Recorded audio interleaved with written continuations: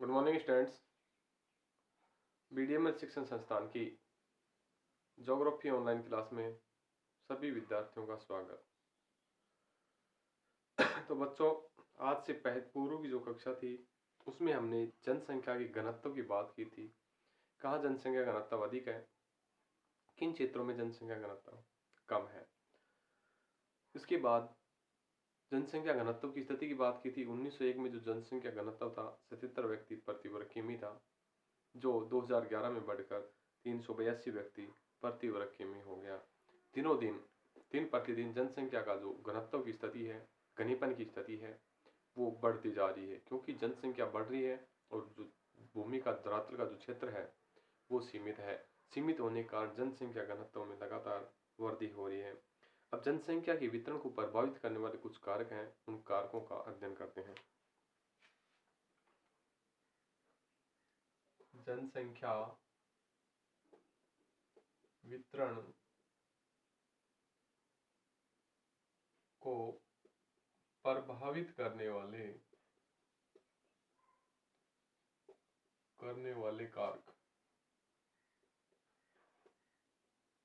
कारक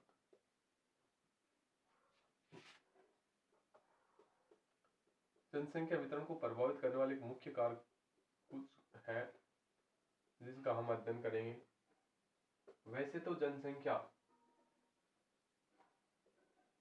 जब उनके अकॉर्डिंग वहाँ की जो जलवायु है, वहाँ का जो वातावरण है वो बन जाता है, तभी जनसंख्या घनत्व को प्रभावित कर सकता है।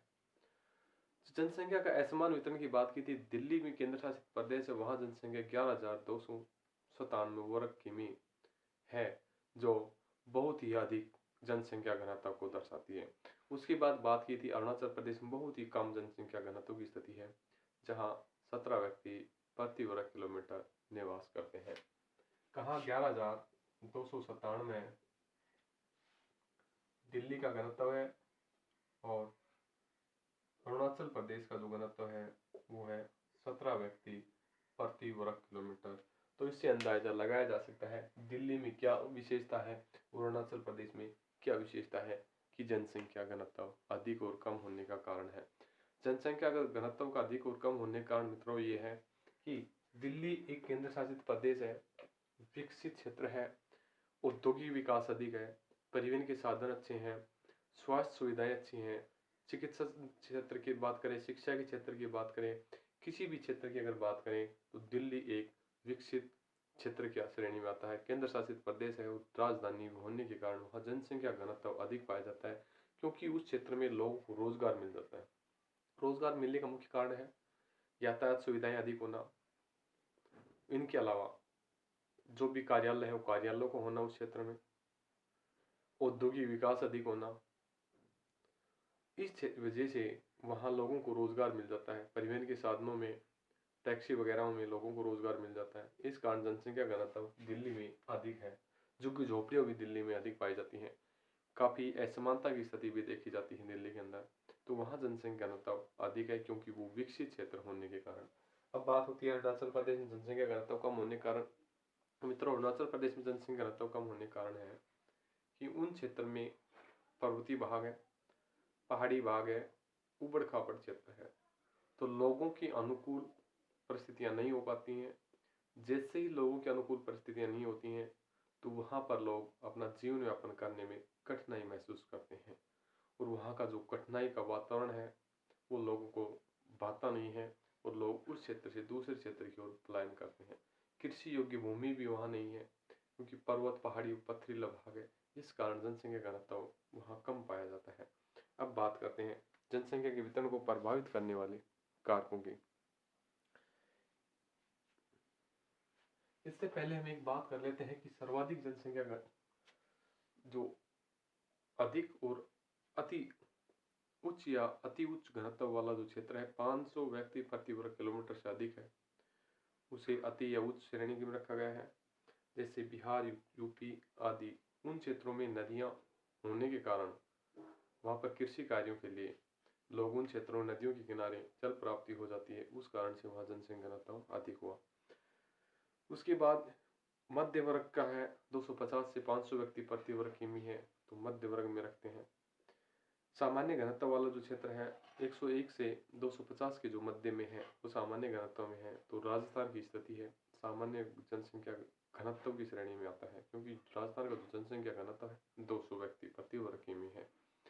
अगर बात करें, अगर राजस्थान का जो धरातली जो क्षेत्रफल है वो अधिक नहीं होता तो राजस्थान का भी जनसंख्या घनत्व उच्च की श्रेणी में होता, क्योंकि राजस्थान के जो पश्चिमी क्षेत्र है उस क्षेत्रों में जनसंख्या कम है, वहाँ का क्षेत्रफल अधिक है।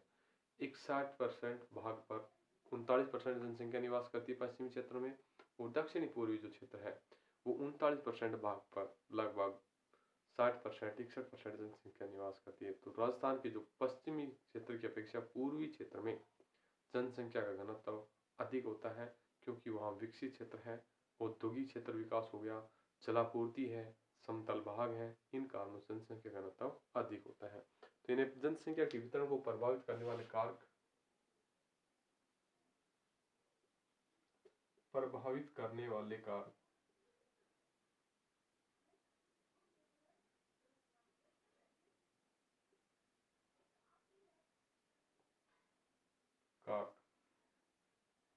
सबसे पहले बात करते हैं प्रभावित करने वाले कारकों की। धरातल का स्वरूप।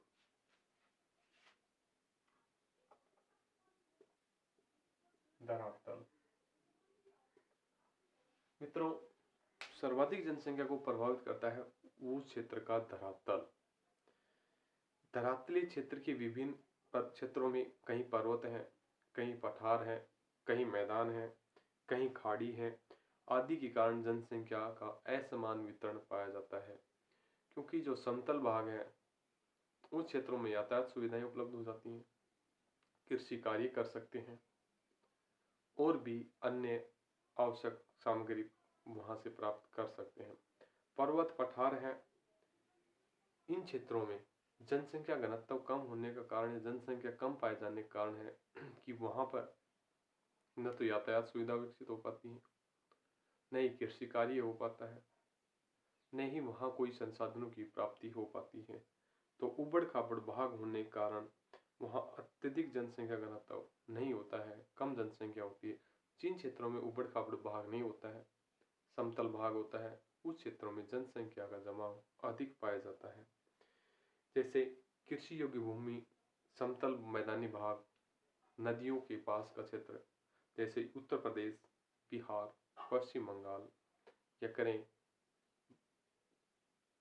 झारखंड, इन क्षेत्रों में जनसंख्या घनत्व अधिक है, क्योंकि वहां का जो धरातली स्वरूप है वो समतल है। समतल होने का मुख्य कारण माना गया है कि नदियां द्वारा लाई गई मिट्टी से निर्मित निक्षेपित मैदानी भाग जो एक उपजाऊ भूमि का निर्माण करता है, क्योंकि उबड़ खाबड़ जो भाग है उस भाग को समतल करके एक उपजाऊपन की स्थिति पैदा कर देता है।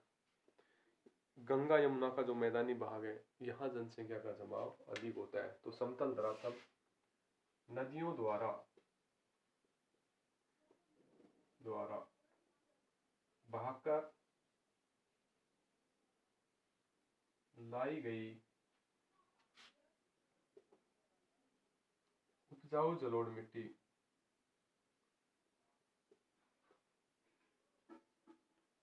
या समतल भाग में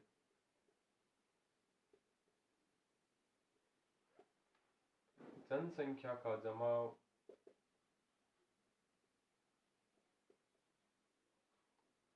अधिक होता है।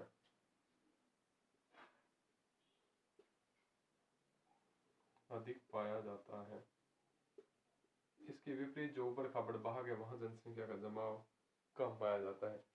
इसके बारे में आप अच्छी तरीके से परिचित होंगे धरातल की स्थिति के बारे में। अब बात कर लेते हैं जलवायु की। जिन क्षेत्रों में जलवायु व्यक्तियों के या लोगों के अनुकूल है उन क्षेत्रों में जनसंख्या का जमाव मित्रों अधिक होता है। जिस क्षेत्र में जनसंख्या अधिक होती है वहां की जलवायु उष्ण होगी, आर्द्र होगी, इस तरीके की जलवायु होती है।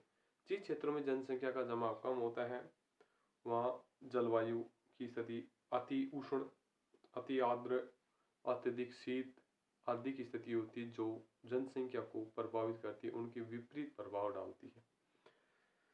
बात करें भारत के उत्तर पश्चिम भाग में जो थार का मरुस्थल है, रेगिस्तान है या अति उष्ण एवं शुष्क जलवायु है, वहाँ जनसंख्या का घनत्व बिल्कुल ही कम है। जैसे बात करें राजस्थान का जो पश्चिमी क्षेत्र है, थार का मरुस्थल, रेतीला भाग, बड़े बड़े टीले, जल की कमी, इस कारण से वहाँ कृषि कार्य संपन्न नहीं हो पाता है। वहाँ जनसंख्या का जमाव काफ़ी कम होता है। 100 किलोमीटर तक गांव नहीं होते हैं, 150 किलोमीटर तक गांव ढाणियाँ नहीं होती हैं, दूर दूर तक मकान नहीं दिखाई देते हैं, क्योंकि वहाँ जनसंख्या की स्थिति बिल्कुल ही कम है, नगण्य है। इसके अलावा बात करें राजस्थान के जो भारत के जो पूर्व और पश्चिमी क्षेत्र की अपेक्षा जो प्रायद्वीपीय भाग है, वहाँ जनसंख्या का जमाव अधिक है, क्योंकि उस क्षेत्र में उपजाऊ मिट्टी है, उसके साथ साथ समतल धरातल है। समतल धरातल होने के साथ साथ वहाँ पर कुछ खनिज पदार्थ भी प्राप्त होते हैं, जैसे पठारी भाग है, पठारी प्रायद्वीपीय भाग है, लावा निर्मित भाग है। लावा निर्मित भाग होने के कारण उन क्षेत्रों में जनसंख्या का जमाव अत्यधिक पाया जाता है। वहाँ खनन कार्य हो जाता है, औद्योगिक विकास अधिक होता है और तटीय क्षेत्रों में समुद्रों के किनारे मछुआरों द्वारा मत्स्य पालन किया जाता है। इन वजहों से जनसंख्या का जमाव वहाँ अधिक पाया जाता है। सघन जनसंख्या निवास करती है।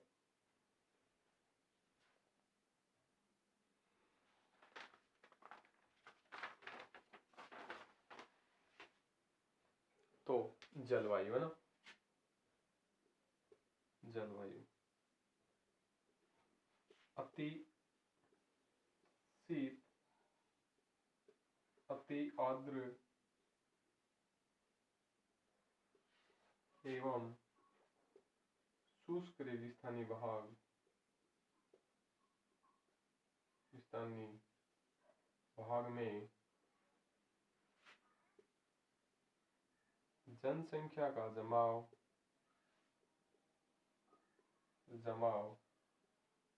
कम पाया जाता है।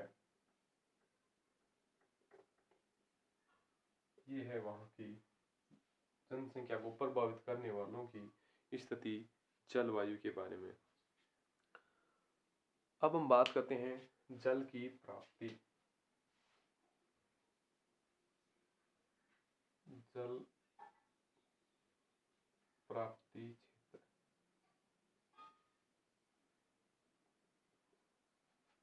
तो मित्रों, मनुष्य के जीवित रहने के लिए जल एक महत्वपूर्ण संसाधन है, क्योंकि जल के बगैर मनुष्य अपना जीवन यापन नहीं कर सकता है।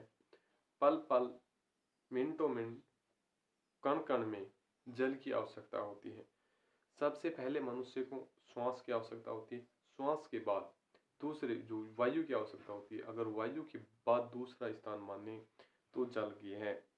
जल जहाँ पर्याप्त मात्रा में उपलब्ध होगा, वहाँ जनसंख्या वितरण अधिक पाया जाएगा, क्योंकि उन लोगों को जल से की समस्याओं से जूझने की स्थिति से समाधान मिल जाता है और वहाँ जनसंख्या का जमाव अधिक होता है। जैसे भारत के जो तटीय मैदान हैं, मध्यवर्ती भाग में जहाँ वर्षा अधिक होती है, उन क्षेत्रों में जनसंख्या का जमाव अधिक होता है। वहाँ कृषि कार्य के लिए भी जल की आवश्यकता हो सकती है, सिंचाई के लिए। इसके अलावा अन्य औद्योगिक क्षेत्रों में जल की आवश्यकता होती है, अन्य संसाधनों में जल की आवश्यकता होती है, पीने में जल की आवश्यकता होती है। मनुष्यों की सामान्य परिस्थितियों में जल एक महत्वपूर्ण भूमिका निभाता है और एक महत्वपूर्ण संसाधन है। तो मनुष्यों को जीवित रखने के लिए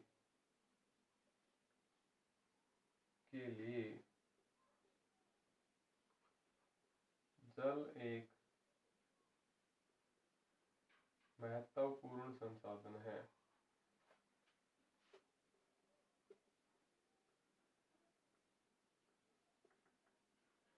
कहते हैं जल है तो कल है। जल के बगैर मनुष्य कुछ भी कार्य करना असंभव समझता है। अब बात करते हैं मिट्टी की।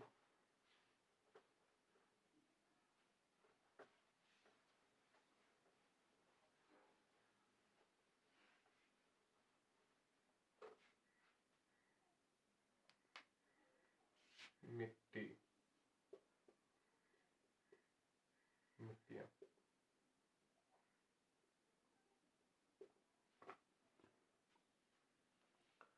मनुष्य के जीवोपार्जन हेतु खाद्यान्न उत्पादन में सर्वाधिक अनिवार्य भाग है मिट्टी का। मनुष्य कृषि कार्य करता है। कृषि कार्य करने में मिट्टी की बहुत ही बड़ी पूर्ण भूमिका होती है। जहाँ मिट्टी की उत्पादन क्षमता अधिक होती है, उर्वरक क्षमता अधिक होती है, मिट्टी उपजाऊ होती है, उस भाग में जनसंख्या का जमाव अक्सर बढ़ जाता है। अगर जलोढ़ मिट्टी है तो उस क्षेत्र में भी जनसंख्या का जमाव अधिक होता है। इसके अलावा जिन भाग में मिट्टी शुष्क है, रेतीली है, अनुपजाऊ है, उस भाग में जनसंख्या का जमाव कम पाया जाता है। तो मनुष्यों के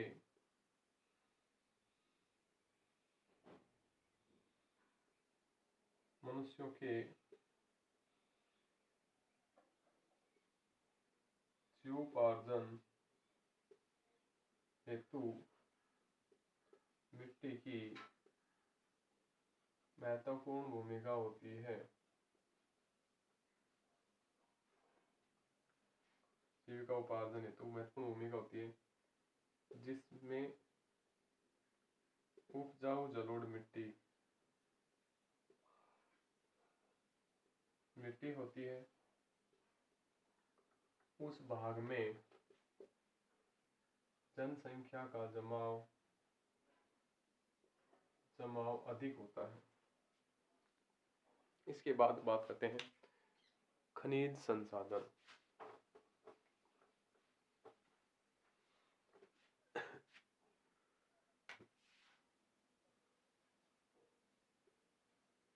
खनिज संसाधन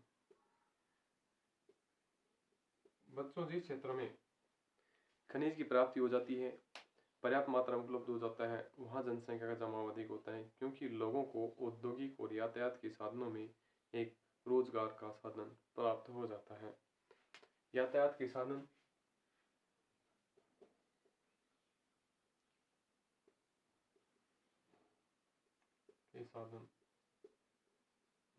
साधन भी जनसंख्या को अधिक प्रभावित करते हैं, क्योंकि जिन क्षेत्रों में यातायात के साधनों को मार्ग का जाल फैला हुआ है, उस क्षेत्रों में जनसंख्या का जमाव अधिक होता है। इसके विपरीत जिन क्षेत्रों में नहीं होता है, वहाँ जनसंख्या का जमाव कम होता है, क्योंकि वहाँ यातायात परिवहन साधनों में असुविधाएं महसूस की जाती हैं। कृषि उत्पादकता।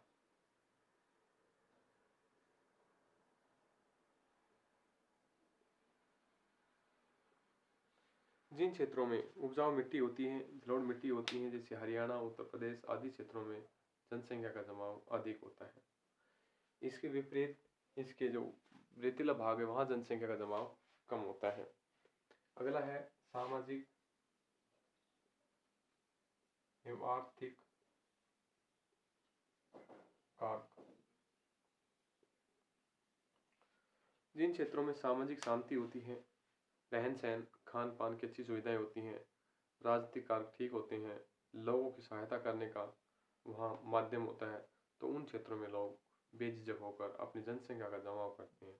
अगर जिन क्षेत्रों में आतंकवाद घटना होती हैं, अपराध होते हैं, उन क्षेत्रों में जनसंख्या जमाव कम होता है, वहाँ कम रहना पसंद करते हैं व्यक्ति, क्योंकि वहाँ उनको परेशानी महसूस की जाती है और परेशान किया जाता है। इस कारण से जनसंख्या का जमाव उन क्षेत्रों में कम होता है।